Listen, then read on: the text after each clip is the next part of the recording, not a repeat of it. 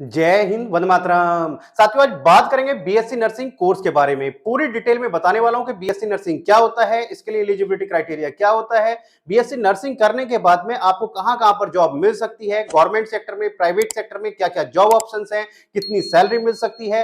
तो BSc nursing को लेकर आपके जितने भी क्वेश्चंस हैं, उन सबका आंसर आपको आज की इस वीडियो में मिलने वाला है।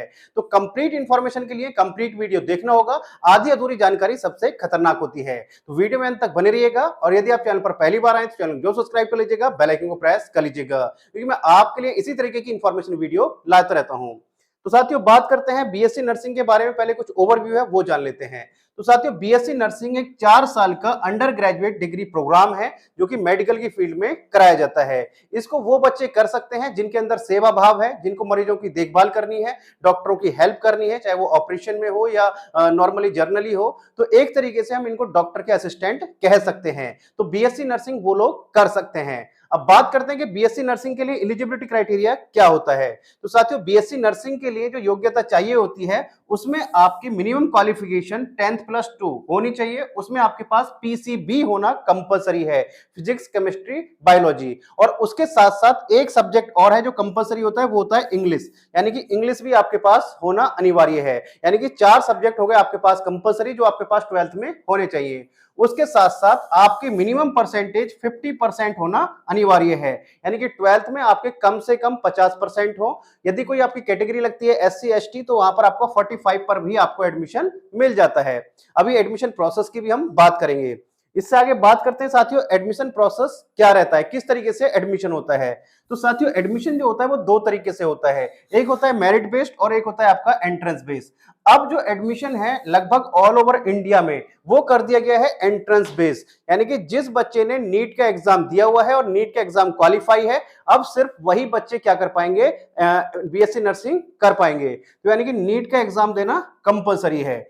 कुछ आपकी यूनिवर्सिटी और कुछ मेडिकल कॉलेज, उन्होंने क्या किया हुआ है, अपने एंट्रेंस एग्जाम बनाए हुए हैं। जैसे एम्स दिल्ली है, उनका अपना एंट्रेंस एग्जाम होता है। और भी काफी सारी यूनिवर्सिटी है जिनका अपना एंट्रेंस एग्जाम होता है। उस एग्जाम को देकर के आप अपना क्या कर सकते हैं, बीएससी नर्सिंग में एडमिशन ले सकते हैं।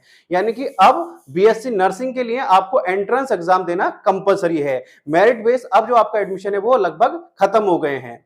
इससे आगे बात करते हैं साथियों, नेक्स्ट है कोर्स फीस। तो कोर्स फीस जो डिपेंड करती है साथियों, वो डिपेंड करती है आपको कॉलेज पर कि आपको किस कॉलेज या यूनिवर्सिटी में एडमिशन मिल रहा है। यदि आपको गवर्नमेंट कॉलेज में एडमिशन हो जाता है तो वहां पर जो आपकी फीस है वो आपकी 1685 से लेकर के और 30,000 तक हो सकती है पर ईयर की। यानी कि 16,085 रुपए से लेकर और 30,000 तक आपकी ये फीस हो सकती है। और यदि हम बात करें यदि प्राइवेट कॉलेज की, तो प्राइवेट कॉलेज की फीस आपकी 1 लाख रुपए से लेकर और 2,25,000 या 2.5 लाख रुपए तक आपकी फीस हो सकती है। तो फीस जो डिपेंड करती है वो डिपेंड करती है कॉलेज और यूनिवर्सिटी के ऊपर। साथियों, इसके साथ साथ एक बहुत ही इंपॉर्टेंट इंफॉर्मेशन आपके साथ शेयर करनी थी। डिस्क्रिप्शन बॉक्स में एक लिंक दिया हुआ है सक्षम स्कॉलरशिप के नाम से। हर साल सक्षम एजुकेशन हजारों बच्चों को स्कॉलरशिप प्रोवाइड करती है। तो यदि आपको भी किसी भी कोर्स में एडमिशन लेना है तो वहां पर जाकर आप अपना रजिस्ट्रेशन कर सकते हैं। आपको कंफर्म हो जाएगा कि आपको कितनी स्कॉलरशिप मिल सकती है। ये जो स्कॉलरशिप है गवर्नमेंट से अलग है और रजिस्ट्रेशन का किसी प्रकार का कोई शुल्क नहीं है। तो ज्यादा से ज्यादा बच्चों में इस वीडियो को शेयर कर सकते हैं जिससे कि ज्यादा से ज्यादा बच्चों का भला हो सके। बात करते हैं साथियों, नेक्स्ट है कि इसके बाद में करने के बाद में जॉब ऑप्शंस क्या क्या हैं, कहां कहां पर हमें जॉब मिल सकती है, हम किस किस पोस्ट पर जॉब मिल सकती है।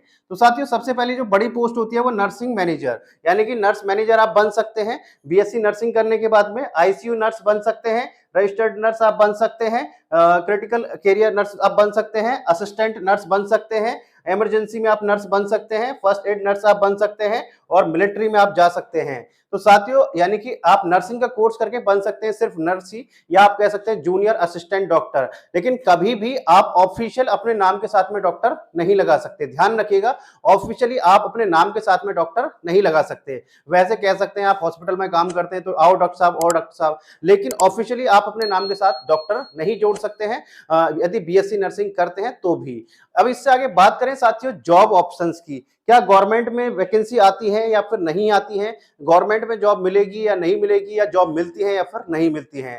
तो साथियों, यदि आप बीएससी नर्सिंग करते हैं तो हॉस्पिटल में जो सबसे ज्यादा जॉब होती है वो नर्सिंग की ही होती है। यानी कि जॉब की कमी नहीं है, लेकिन सैलरी आपको एक लिमिटेड ही मिलती है, यानी कि सैलरी पैकेज ऐसा नहीं है बहुत हाई आपका हो सकता है, तो सैलरी ऐसा नहीं है कि बहुत हाई होगी, लेकिन जॉब की कमी नहीं है। तो जितने भी गवर्नमेंट में बहुत ज्यादा वैकेंसी आती है, प्राइवेट सेक्टर में, हॉस्पिटल्स में काफी ज्यादा वैकेंसी आती है, लेकिन सैलरी लिमिटेड ही है। तो सैलरी की यदि हम बात करें तो 2 to 4 लाख का पैकेज आपको मिल सकता है स्टार्टिंग में, जो आपका स्टार्टिंग पैकेज हो सकता है। तो 2 से 4 लाख का पैकेज आपको पर एनम का मिल सकता है। तो ये आपका सैलरी पैकेज रहता है। तो साथियों, यदि आपको वीडियो इंफॉर्मेटिव लगी हो तो वीडियो को लाइक और शेयर करना मत भूलिएगा, और यदि भी आपका अभी भी कोई डाउट या क्वेश्चन रह गया है तो आप मेरे से कमेंट बॉक्स में पूछ सकते हैं। मैं जितने जल्द से जल्द होगा उसका आंसर या उस पर वीडियो बनाने की पूरी कोशिश करूंगा। तो चलिए साथियों, मिलते हैं आपसे नेक्स्ट वीडियो में इस तरह की इंफॉर्मेशन के साथ। तब तक के लिए जय हिंद, जय भारत।